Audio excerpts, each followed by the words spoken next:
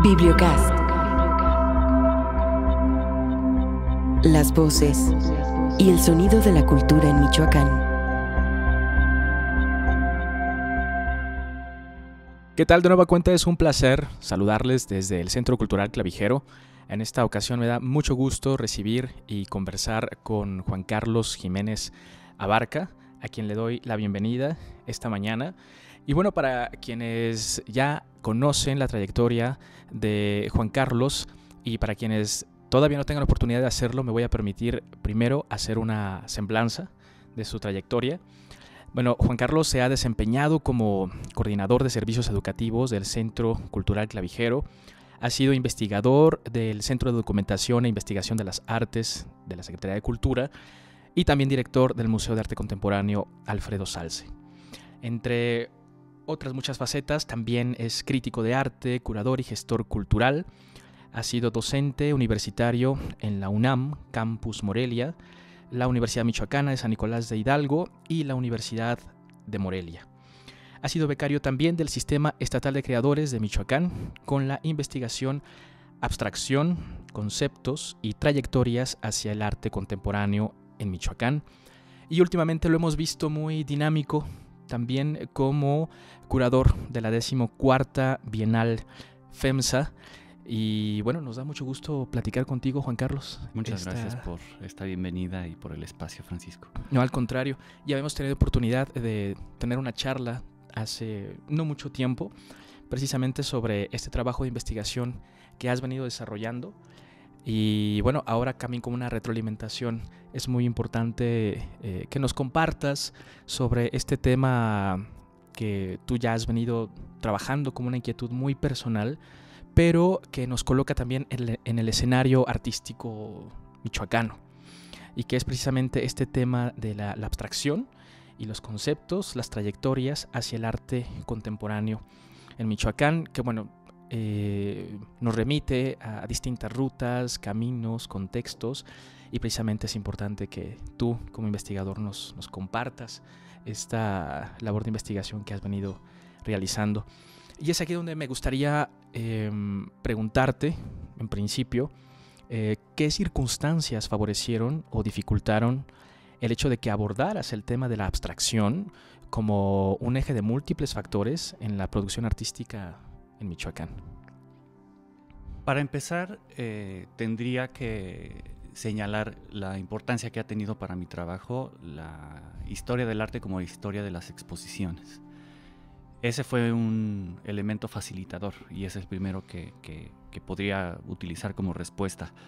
La existencia de exposiciones anteriores, entre ellas podría citar dos: la investigación que con parte del personal del Museo de Arte Contemporáneo Alfredo Zalce realizamos sobre el acervo público en Michoacán, que se han utilizado de diferentes formas con obras abstractas, y así como la investigación hemerográfica que en esa ocasión realizaron Diana Mesa y Rosario Reyes, del área de investigación del MACAS, sobre el bosque Lázaro Cárdenas. Aquella exposición se llamó Ruptura y Apertura, y fue una investigación sobre el acervo del MACAS. Otra exposición que fue relevante fue la titulada Disforma, una curaduría de los artistas Kisel Bravo y Janitzio Rangel durante la dirección de Víctor Gibert, también artista, aquí en el Centro Cultural Clavijero. Aquella exposición exploró algunas líneas de producción que revelaron el estatuto de abstracción en las identidades artísticas de varios agentes en el Estado en diferentes épocas. Reunió a artistas jóvenes, aunque ya con una producción madura, como Armando Fraga y Jesús Jiménez, con otros de larga carrera como Salvador Manzano y Miguel Rincón Pasalle. En el terreno particular de la plástica, al tiempo que se produjeron algunas obras ex professo para la muestra, como la propia de Kisel Bravo, que indagó sobre el uso del espacio a través de un videomapping con temas abstractos. Entre las dificultades podría citar el tema de las publicaciones, justo en este tema multifactorial, ¿no? En Michoacán la producción de publicaciones físicas ha declinado con los años y las publicaciones digitales son más bien escasas. Es difícil hacer un récord de la producción artística regional cuando las publicaciones son difíciles de encontrar.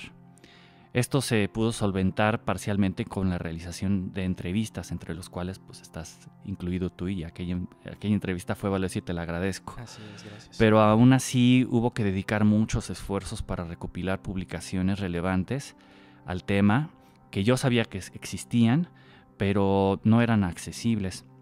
El azar jugó un papel relevante en esta investigación, al tiempo que recibía apoyo de investigadores y gestores en la ubicación de publicaciones que podríamos ya valorar como históricas.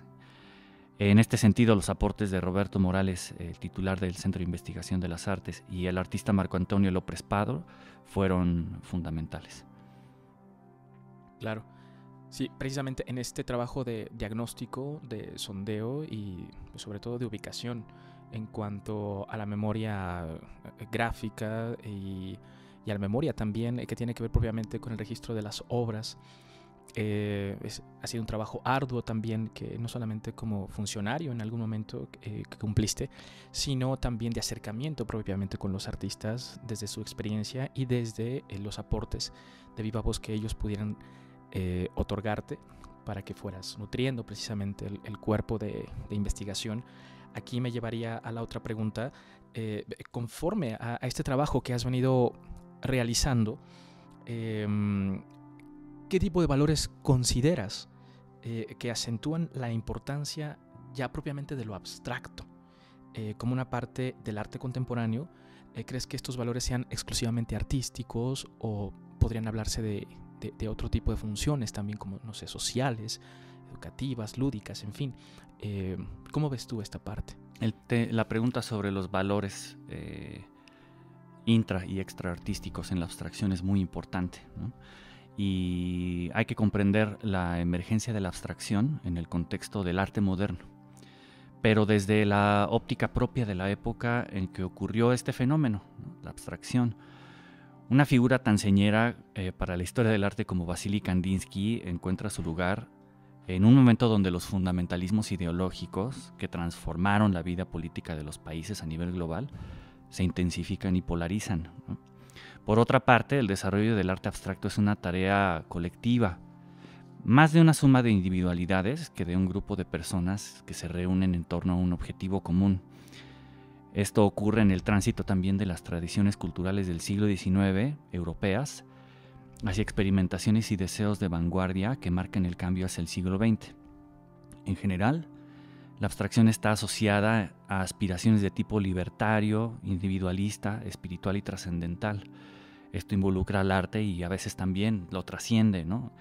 Es muy importante reconocer que tanto Kandinsky como Ilma af Klint, quien ha sido más recientemente reconocida como un agente importante en la producción de la abstracción en el arte moderno, estas dos figuras encontraron motivaciones para abstraer imágenes pintadas y dibujadas en la teosofía de Madame Blavatsky y de Rudolf Steiner. Toda espiritualidad, todo deseo de trascender la conciencia humana hacia algo más grande, más etéreo, más divino, va a chocar de frente con las ideologías marxistas y socialdemócratas, más identificadas con los materialismos y con el deseo de transformar el mundo a través de la organización de las colectividades. El arte abstracto se abandona rápidamente por autores en diferentes países de Europa, justo por motivos políticos y por motivos de conciencia. Muchas de las primeras obras de arte abstracto están presentes en el catálogo de arte degenerado, esta categoría estética que inauguran los nazis para calificar todo aquel arte que en su perspectiva corrompe la sociedad y debe destruirse para construir el mañana. Y bueno, la abstracción va a tener una mayor proliferación cuando se asuma no como una estrategia de la conciencia y la espiritualidad para trascender de los límites humanos, sino como una propiedad del lenguaje que oscila entre la racionalidad y la emotividad, cuando se asuma como un elemento más de la expresividad humana a través del arte. Esto va a ocurrir predominantemente después de la Segunda Guerra Mundial y con las migraciones europeas hacia América. El expresionismo abstracto va a ser un fenómeno internacional, pero impulsado desde tierras yanquis. Claro. Hace un momento tú mencionaste una palabra clave, ruptura, ¿sí? Que se ha convertido en un mito y en un hito también en la historia del arte mexicano, sobre todo en esta transición entre la primera y la segunda mitad del siglo XX. Todo este cúmulo de vanguardias que se venían gestando desde finales del siglo XIX, principios del XX, el periodo de entreguerras y ya concretamente el final de la Segunda Guerra Mundial, pues van a tener una repercusión importante, no solamente a nivel ideológico, político, económico, sino también trastocan los valores estéticos, sobre todo en Europa y mucho más cuando llegan a América, a un país como México, que venía gestando también ya una situación de revoluciones al inicio del siglo XX y que estallan finalmente con la lucha armada de 1910, y que eso da pie a generar otro tipo de arquetipos y fisonomías en el arte, ¿no? Y estalla con el muralismo y con la Escuela Mexicana de Pintura, pero después viene una siguiente generación que reacciona también y que apuesta un poco más por la experimentación que por, digamos, los discursos tradicionales del arte, y ahí es donde poco a poco se va filtrando esta inquietud por mexicanizar, podríamos decirlo así, el discurso de muchas de las vanguardias, con la migración de artistas extranjeros que también llegan a México. Se va nutriendo mucho más este tipo de discursos a nivel visual, y es aquí donde me gustaría preguntarte, ya en tu investigación como parte de los contenidos, ¿cuáles fueron los hallazgos o deudas en cuanto a las autorías y obras artísticas que tú más resaltarías o que llamaron más tu atención? Sí, primero voy a resaltar la observación de Hal Foster, historiador de arte norteamericano, respecto al carácter conservador del arte abstracto durante la mayor parte de su existencia en la narrativa artística en el mundo. La abstracción implica una serie de preocupaciones relevantes que se conservan hasta ahora, ¿no? Los aspectos lúdicos, la autonomía del color, la libertad en la composición, la expresividad a través de texturas, la capacidad de crear metáforas más amplias para un mundo que reconocemos más amplio que el mundo visible, liberar la mente y la emoción humana de la mímesis o la imitación de la realidad como la vemos, ¿no? Pero Hal Foster observa que todo esto ocurre en el margen del cuadro pintado, el papel dibujado, las tradiciones escultóricas. El arte abstracto no se libera a sí mismo, sino cuando se convierte en arte contemporáneo, cuando irrumpe la escultura blanda, se desarrollan los conceptualismos, las experimentaciones lingüísticas, las disquisiciones filosóficas y los ensayos tecnológicos. El inicio del arte abstracto no es tan vanguardista, de hecho es bastante conservador en este respecto. En otro nivel quiero destacar la emergencia de estudios que van completando la narrativa del desarrollo del arte abstracto en diferentes épocas. Para la primera época, como ya había mencionado, se están haciendo exhibiciones y publicaciones sobre Hilma af Klint y otras mujeres que fueron precursoras de la abstracción, incluso antes que Kandinsky o Sonia y Robert Delaunay, ¿no? Y por otra parte, esta investigación que realicé ya en el contexto de Michoacán arroja la necesidad de incorporar con mayor intensidad y amplitud, por ejemplo, el papel de Marta Palau como artista y promotora de nuevas prácticas artísticas en el Estado, vinculándolo además con una escena artística internacional. Me parece que su influencia es tan relevante como la de Alfredo Zalce, pero obviamente hay que fortalecer esa lectura con publicaciones y exposiciones. La deuda que tiene la historia del arte en México con las mujeres artísticas es gigantesca, y eso apareció desde el inicio de la investigación. Claro, sí, el papel precisamente de lo femenino en la producción artística, que finalmente está presente y no del todo, dado que en el gremio artístico se conoce o se sabe de algunas presencias o figuras importantes, pero ya plasmadas precisamente por lo menos en un catálogo, ya no digamos en una exposición temática sobre este tipo de expresiones. Efectivamente falta todavía enfatizar ahí en esa parte. Y bueno, desde luego, como tú has comentado, lo abstracto en el arte no solo se halla precisamente al interior de las colecciones museísticas, sino que permeó también en el manejo, en el diseño de los espacios públicos. En ese sentido, bueno, las ciudades y el concepto ya de lo urbano adquirieron una presencia muy importante como derrotero, como semillero de la producción artística, y Michoacán no fue la excepción. Tú como profesional en la historia del arte, ¿cómo o en qué sentido consideras que la práctica artística en el espacio público nos afecta como ciudadanos, como paseantes o como receptores? Esta investigación requirió de un enfoque multidisciplinar y para abordar algunos aspectos de la configuración de las ciudades desde la perspectiva de las y los ciudadanos, hubo que recurrir, por ejemplo, a la psicología colectiva. En su libro El espíritu de la calle, Pablo Fernández Cristlieff sostiene que el espíritu de la colectividad o el alma de la ciudad se expresa a través de los lugares, y los lugares se definen como las imágenes de las metáforas con las que se dice el pensamiento. En otras palabras, los lugares que existen en la ciudad no son los espacios físicos, sino las imágenes que sus habitantes construimos sobre esos espacios. Esto puede sonar muy psicologicista, pero me parece útil verlo así porque hay muchos sitios en la ciudad que son habitados por obras abstractas, de monumentalidad considerable, pero que no son sitios que la población considere relevantes y exprese esto en su uso. El obelisco del monumento a Lázaro Cárdenas es más relevante en su uso y las diferentes manifestaciones públicas y marchas lo manifiestan. Es más relevante en su uso que la escultura que se encuentra en el Centro de Convenciones de Morelia, que es una obra de Marta Palau.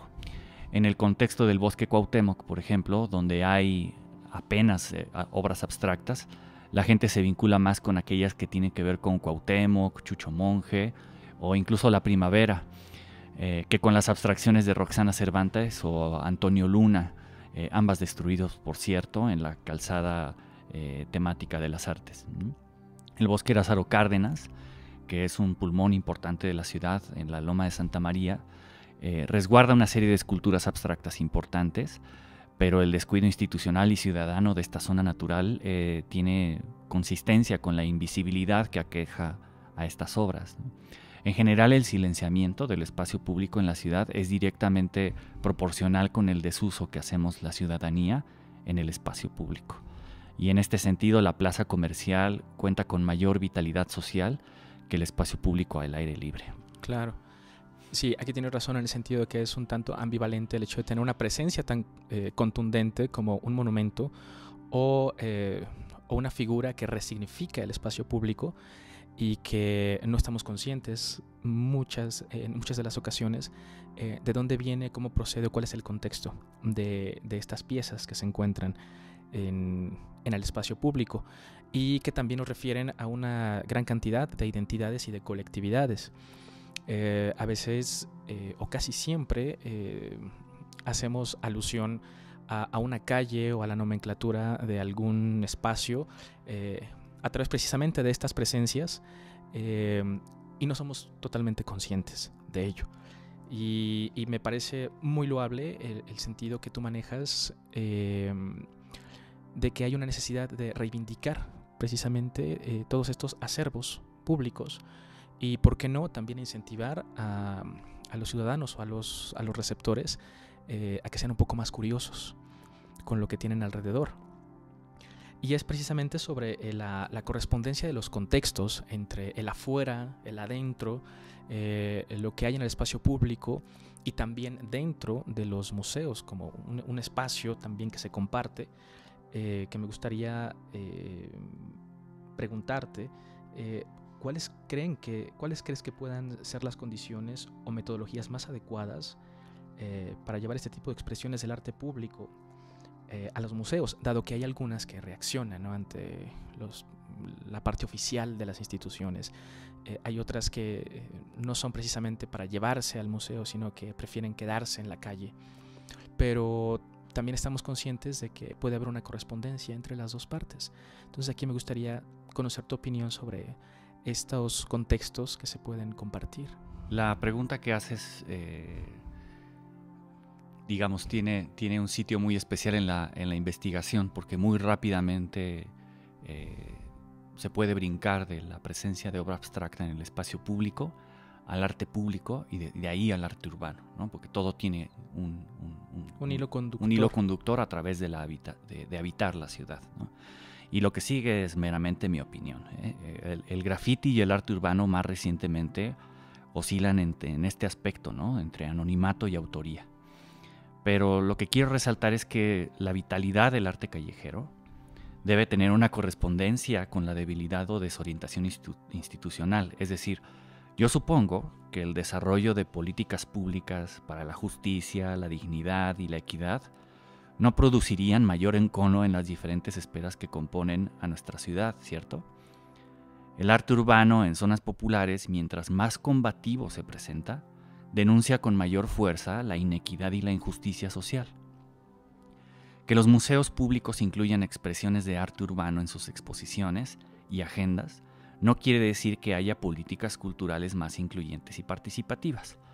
Desde los museos también existe el riesgo de apropiación cultural extractivista, vamos a usar ese término. Pero por eso se desarrollan reflexiones sobre el papel de los museos en la expresión creativa de los habitantes de una ciudad. El Centro Cultural Clavijero ha participado de esa reflexión y oferta condiciones de producción, exhibición y reflexión desde el arte urbano. Y el proyecto de gran formato es una de las consecuencias de esa reflexión. Hay mucho por hacer, entre otras cosas, por ejemplo, que los demás museos de la ciudad se hagan más sensibles e incluyentes a la diversidad de la creatividad desde la desigualdad en nuestras ciudades. Pero esta relación cada vez es más estrecha en diferentes puntos del país y me parece que acá en Michoacán tenemos también mucho por hacer, porque también hay mucha oportunidad y muchas virtudes de vincular los espacios públicos museales con la juventud que se expresa de una forma muy espontánea y autónoma y muy profesional en muchos casos. Claro, aquí definitivamente pues, sería la inclusión en todo caso, la palabra clave precisamente para alimentar todas estas correspondencias o afinidades, incluso dialogar sobre las discrepancias también, dado que existen también muchas opiniones puristas al respecto, ¿no? De que hay una producción que debe quedarse para la función y el contexto en la cual se ejecutó y se concibió.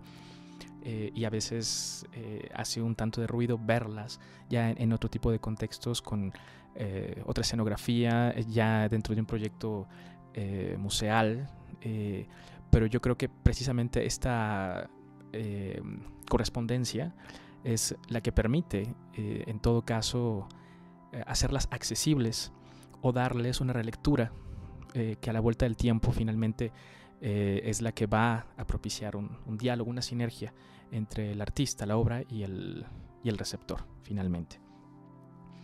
Y bueno, ya que tú has desarrollado también una actividad importante, no solamente como promotor, gestor, investigador, sino también como funcionario. En una ciudad como Morelia se ha visto de un tiempo a la fecha, sí, un interés creciente hacia su oferta cultural, y en ese sentido, bueno, ¿consideras que son suficientes los estímulos a la creación, sobre todo en términos del arte contemporáneo? O quizá crees que primero sea necesario atender la situación de los espacios para alojar una producción de este tipo? Me parece que priorizar objetivos en la acción cultural, tanto en lo institucional como en lo independiente, es fundamental. Pero la verdad es que todo es necesario y todo es urgente. Fortalecer las ofertas culturales debe ocurrir a la par que el fortalecimiento a los estímulos a la creación, tanto de arte contemporáneo como en otras áreas creativas. Y al mismo tiempo se debe atender la vulnerabilidad institucional de los espacios de producción y exhibición. Lo sostengo así porque esos tres elementos que has mencionado, oferta cultural, estímulos a la creación y espacios de producción y exhibición, existen en nuestro estado en una continua situación de emergencia y de inanición. Hay que fortalecerlo todo al mismo tiempo desde un enfoque sistémico para que las oportunidades sean mayores e involucren a más personas. Una cosa es cierta, para el desarrollo cultural del Estado ya no es suficiente el papel rector del gobierno. La sociedad civil organizada debe participar y las escenas de arte, de diseño, editorial y artística independiente deben ser fortalecidas también. Pero nada va a ocurrir espontáneamente. La sociedad debe ser convocada, pero ¿quién hará este llamado? Eso no lo tengo claro. Claro, y sobre todo porque a veces, no sé si estás de acuerdo conmigo, las producciones de arte contemporáneo son un tanto incomprendidas. Para desarrollar precisamente un pensamiento alternativo, propositivo,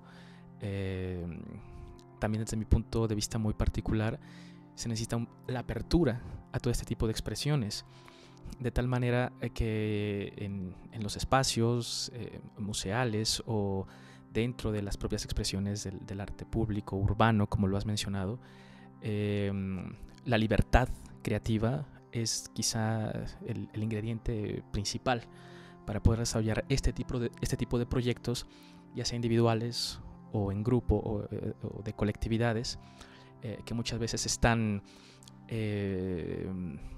digamos, no en contra, pero sí en una constante disidencia ante lo que tiene que ver con la legalidad perfecta de la política, de los poderes económicos, en fin, están de alguna manera cooptando todo este tipo de situaciones.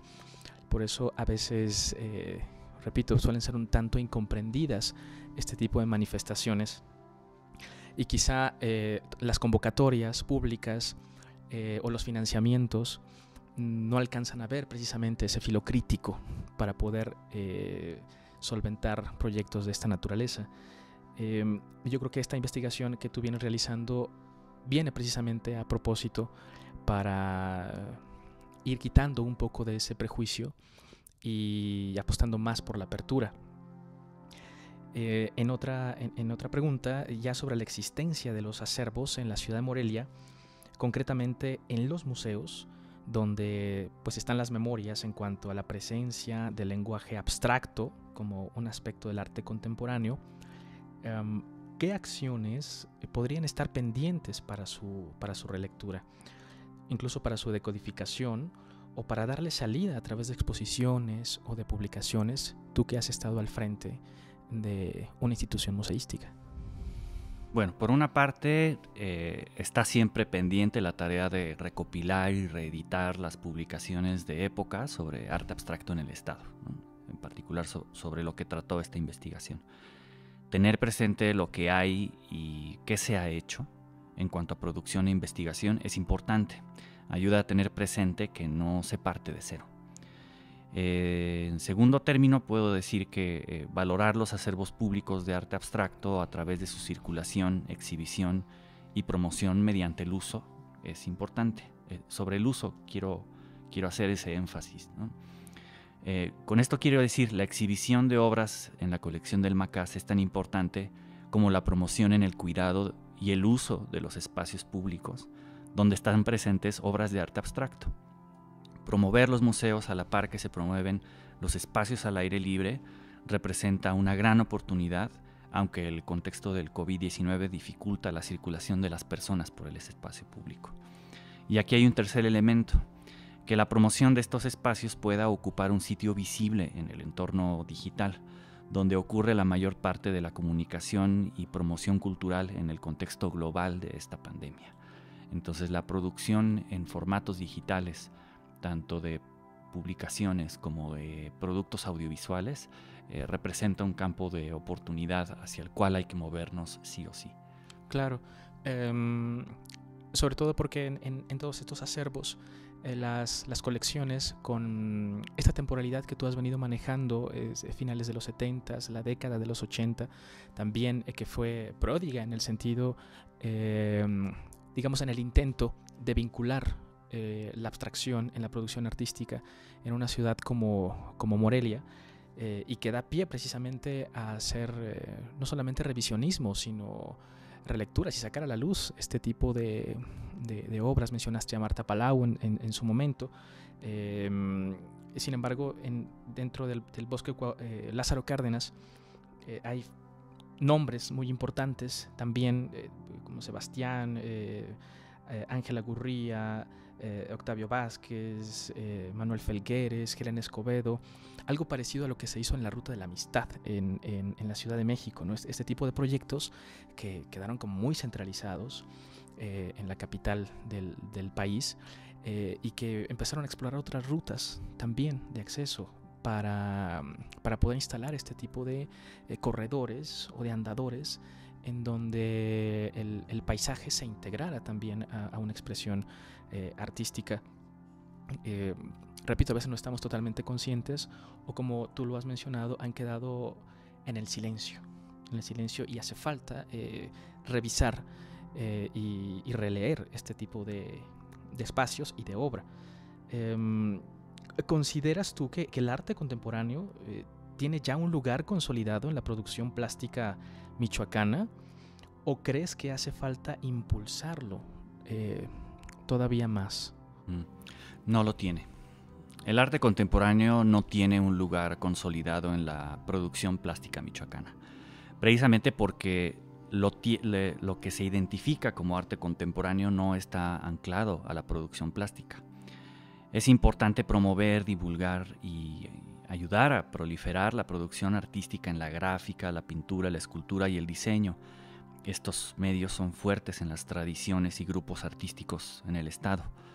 Pero la producción de arte contemporáneo desde una perspectiva de participación comunitaria y arte de procesos, pues aún falta más por hacer. El colectivo de artistas de Cherán, el Cuerpo Académico de Arte y Nuevas Tecnologías de la Universidad Michoacana y algunas individualidades artísticas en particular están haciendo mucho por eso. Pero hace falta mucho trabajo más. Yo me identifico con la tarea siempre pendiente de documentar y exponer esos procesos y ponerlos a la vista. Y mientras más profesionales del sistema de las artes aportemos a esta visibilización y proliferación y conversación general, mucho más ocurrirá en términos de arte contemporáneo en nuestra región. Claro, sobre todo porque va de la mano con lo que tú has comentado, en este caso también la identidad cultural.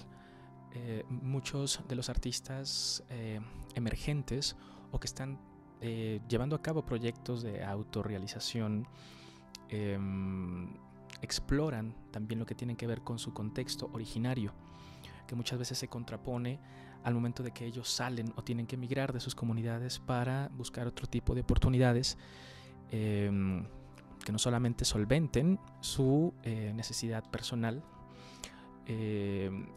sino también hay muchos que regresan a la comunidad tratando de cambiar un poco el orden, pero no encuentran eco al momento de saber por dónde tienen que empezar.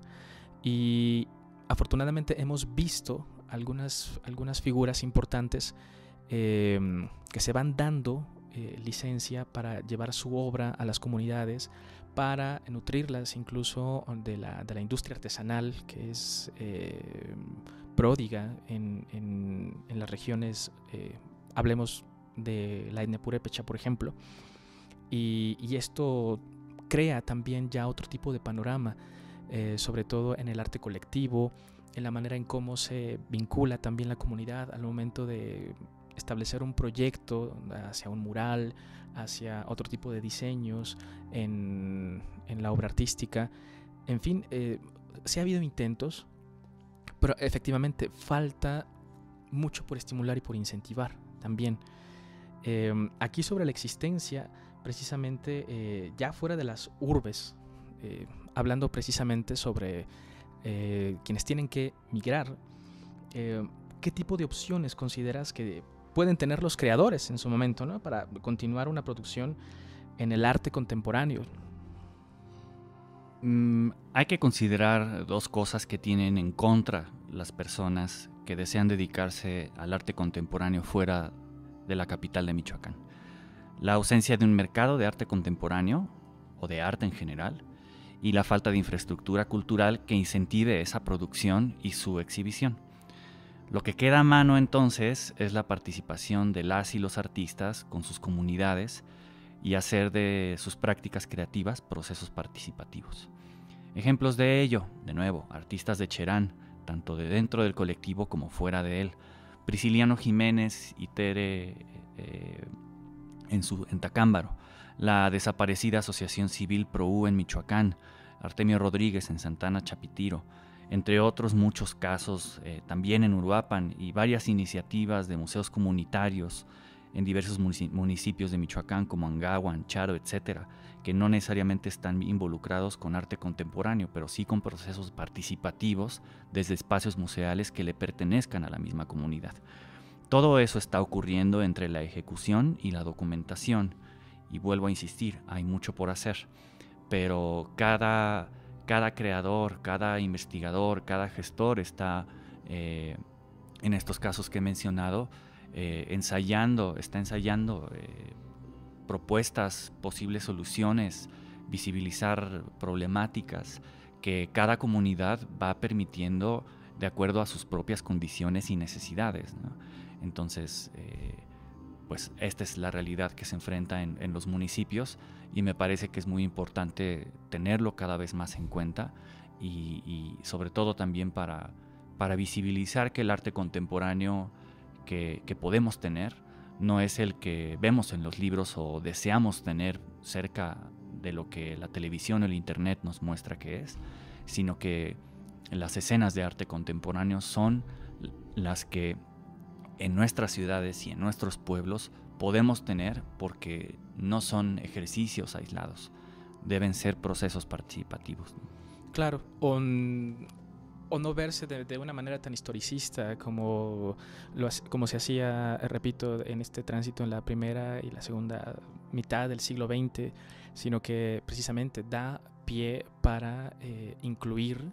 El arte contemporáneo me parece que tiene esa bondad, ¿no? de ser sumamente inclusivo, no solamente a nivel de demandas, sino también de técnicas, de procesos, por supuesto también de soportes, y tiene la posibilidad de tener un campo muy, muy, muy amplio también para poderse llevar a otro tipo de espacios, no puramente los museos, como lo hemos comentado. Y bueno, en este caso, precisamente, ¿cómo podríamos ser más receptivos o más conscientes desde tu punto de vista de los elementos artísticos que integran el arte contemporáneo, ya sea a través de exposiciones, del mismo espacio, de publicaciones, en fin? ¿Cómo ves tú este panorama? Y pues principalmente recorriendo esos espacios, ¿no? Los espacios públicos y los espacios museales. En la actualidad el espacio público tiende a las restricciones por razones sanitarias, eso queda muy claro. Pero los museos y centros culturales se esfuerzan por representarse a sí mismos como espacios seguros para la estancia y la convivencia. Potenciar la receptividad y la conciencia sobre el arte y su relación con la vida diaria requiere de la experiencia directa, de ver obras, de recorrer espacios, de sentirse durante el día y durante la tarde en el afuera del espacio doméstico. Hoy que mucha de la comunicación social ocurre en medios digitales, los museos y centros culturales en Michoacán pueden promover la cultura artística con producciones audiovisuales. Eso ayudaría mucho también. En algún momento escuchaba la propuesta de un director de un museo que decía que las direcciones de los museos y centros culturales debieran de cambiar un poco de identidad, dejar de comportarse como direcciones de espacios y comenzar a adquirir rasgos de personalidad de radiodifusión o televisión, ¿no? O sea, es decir, la idea de el museo no como un espacio, sino como un centro de transmisión, eso ayudaría mucho para potenciar esta recepción y esta conciencia sobre el arte y sus vínculos, los vínculos que nos posibilitan con el resto de la vida diaria. Claro. Regresando un poco ya a tu trabajo de investigación, y que nos ha llevado precisamente a tener esta conversación, conforme a tu opinión, englobando todo lo que has plasmado en tu trabajo, ¿cuál sería la importancia de promover el arte contemporáneo ya propiamente en Michoacán? La importancia radica en promover un modelo de artista que no se encierra en su estudio a producir obras que le produzcan fama de ser genial y sensible, sino un modelo de artista que se vincula más con la gente que tiene alrededor, con una comunidad, con un grupo, que reflexiona más allá de los temas artísticos, que le importa lo que ocurre en su barrio, su ciudad, su región, su país. También promover el arte contemporáneo representa una oportunidad de trabajar con artistas jóvenes. Son las y los artistas de nuestro tiempo.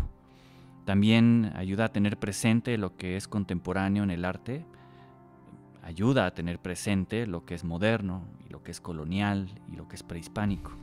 En no pocas veces he visto cómo adquirir conciencia sobre el presente en contextos de arte-educación, por ejemplo, en recorridos guiados o en actividades con grupos en centros culturales. Adquirir conciencia sobre el presente ayuda a dimensionar el pasado y dotarlo de valores y de importancia. Y de esa forma, con esta familiaridad que se produce o con esta cercanía que se logra, adquirir valores y representar mejor lo que nos rodea, eso es posible. Por eso es importante también toda la actividad de promoción y gestión cultural en torno al arte contemporáneo.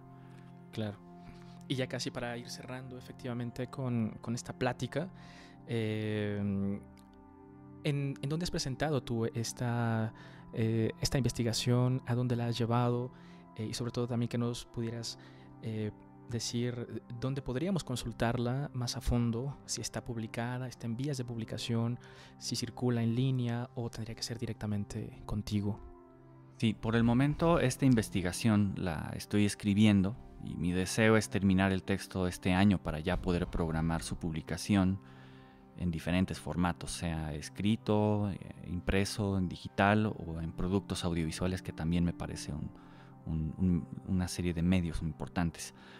Participar en este podcast es una manera de publicar también, y agradezco mucho la oportunidad del Centro de Documentación e Investigación de las Artes y a ti, Francisco. La investigación, los resultados de esta investigación los presenté en 3 conferencias realizadas entre ellas aquí en Morelia, en la ciudad de Pátzcuaro y en otros sitios. Y esperemos que pueda presentar algo más estable, ¿no?, en el tiempo y para la lectura o para la proyección, y que esta investigación también abra líneas de investigación para otras personas, porque sin duda para mí sí ha producido estas nuevas líneas de investigación. Claro, sobre todo ha abierto rutas de discusión también que serían importantes. ¿Por qué no pensar en algún foro multidisciplinario, claro, con artistas, por supuesto, con historiadores del arte y con otro tipo de especializaciones en campos de las humanidades, precisamente para darle un margen mucho más amplio a lo que tiene que ver con lo abstracto en la producción artística ya dentro de Michoacán? Sería muy importante, y tú, bueno, de alguna manera has estado abriendo este panorama para volvernos mucho más perceptivos, receptivos y sobre todo conscientes. Así que, Juan Carlos, te agradezco mucho esta plática, esta conversación. Ha sido muy reveladora y sobre todo estamos pendientes ya del resultado final, por decirlo ya, del borrador cero de esta investigación tuya, y nos dará mucho gusto volver a platicar contigo sobre ya el resultado final. Te agradezco mucho este espacio que nos has brindado y pues a la espera de tener un próximo encuentro. Mil gracias de nuevo por este espacio y por esta charla tan agradable contigo, Francisco. Al contrario, mil gracias a todos. Se despide al micrófono Francisco Bautista, esperando otro encuentro sobre el arte y la cultura. Mientras tanto, gracias y pásenla muy bien. Bibliocast, las voces y los sonidos de la cultura, es una producción de la Secretaría de Cultura de Michoacán, de la Dirección de Patrimonio, Protección y Conservación de Monumentos y Sitios Históricos y del Centro de Documentación e Investigación de las Artes.